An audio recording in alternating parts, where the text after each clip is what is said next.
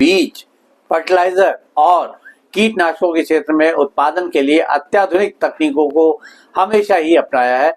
उदाहरण के लिए महिंद्रा और TAFE जैसी कंपनियां आधुनिक ट्रैक्टर्स के अलावा बेहद प्रभावी रोपाई और कटाई मशीनरी का प्रोडक्शन भी कर रही हैं। इन मशीनों से किसानों की समझ और श्रम की बचत इन मशीनों से किसानों की समय और श्रम की बचत होती है, जिससे उनकी प्रोडक्टिविटी में वृद्धि होती है। डिजिटल प्लेटफॉर्म एवं IT या इंफॉर्मेशन टेक्नोलॉजी के क्षेत्र में भी प्राइवेट सेक्टर का योगदान दिन ब दिन बढ़ता हुआ देखा जा सकता है।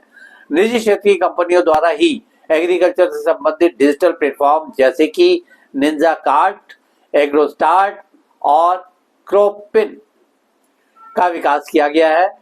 ये प्लेटफॉर्म किसानों को बाजार की सही जानकारी, मूल्य निर्धारण, मौसम पूर्वानुमान, फसल बीमा और तकनीकी सलाह प्रदान करते हैं। इससे किसानों की निर्णय क्षमता बेहतर होती है और उन्हें अपने प्रोडक्ट्स के लिए उचित मूल्य मिल पाता है। इसी तरह से आज के दौर में अनेक एग्रीटेक स्टार्टअप्स जैसे कि स्टेल एप्स दूध उद्योग के लिए, EM3 एग्टेक उन्नत कृषि उपकरण के लिए और एगनेक्स्ट उत्पाद गुणवत्ता मूल्यांकन के लिए आदि आ चुकी है और इन्होंने एग्रीकल्चर के विभिन्न पहलुओं में क्रांतिकारी बदलाव लाए हैं। ये स्टार्टअप्स कृषि क्षेत्र में इनोवेशंस को बढ़ावा देकर किसानों की आय में सुधार और प्रोडक्शन में वृद्धि करने में मददगार सिद्ध हो रहे हैं। ये कंपनियां न केवल किसानों के लिए बल्कि कृषि से जुड़े प्रोसेसिंग, लॉजिस्टिक, मार्केटिंग एवं IT तथा फाइनेंशियल सेक्टर में भी रोजगार के नए अवसर पैदा कर रही हैं। उदाहरण के तौर पर फूड प्रोसेसिंग इंडस्ट्री में नेस्ले, कारगिल और पेप्सिको जैसी कंपनियां व्यापक रूप से अपने कारोबार को बढ़ा रही हैं, जिससे स्थानीय समुदायों के लिए हजारों नए रोजगार के अवसर उत्पन्न हो रहे हैं। इनके द्वारा विकसित agro market platform, cold chain infrastructure और लॉजिस्टिक नेटवर्क से ग्रामीण क्षेत्रों में सेल्फ एम्प्लॉयमेंट की संभावनाएं बढ़ी हैं।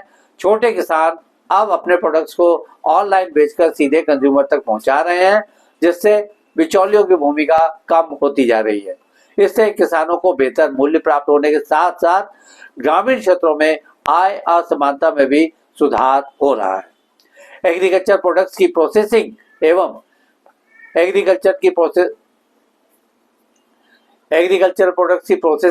पैकेजिंग यूनिट्स के निर्माण में प्राइवेट सेक्टर का बढ़ता इन्वेस्टमेंट भी रोजगार के नए अवसर पैदा कर रहा है। उदाहरण के लिए रिलायंस फूड्स और ITC जैसी कंपनियां नए फूड प्रोसेसिंग यूनिट स्थापित कर रही हैं, जिससे स्थानीय स्तर पर टेक्निकल तथा मैनेजमेंट के स्किल्स में ट्रेंड कर्मचारियों की मांग बढ़ी है। इसी तरह से बहुराष्ट्रीय कंपनियों या मल्टीनेशनल कंपनियों का इन्वेस्टमेंट भी हाल के वर्षों में एग्रीकल्चर में काफी तेजी से बढ़ा है। भारत में कई बहुराष्ट्रीय कंपनियां एग्रीकल्चर से जुड़े विभिन्न क्षेत्रों में निवेश कर रही हैं। उदाहरण के तौर पर बायर और सिंजेंटा जैसी एग्री केमिकल कंपनियां हाई क्वालिटी वाले बीज, फर्टिलाइजर और कीटनाशक का प्रोडक्शन और मार्केटिंग कर रही हैं।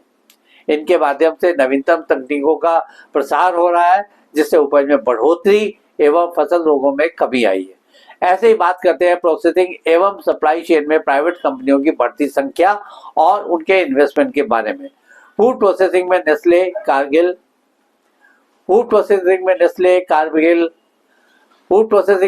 कारगिल, आर्चर, डेनियल, मिडलैंड जैसी MNC ने भारत में बड़े पैमाने पर इन्वेस्टमेंट किया हुआ है।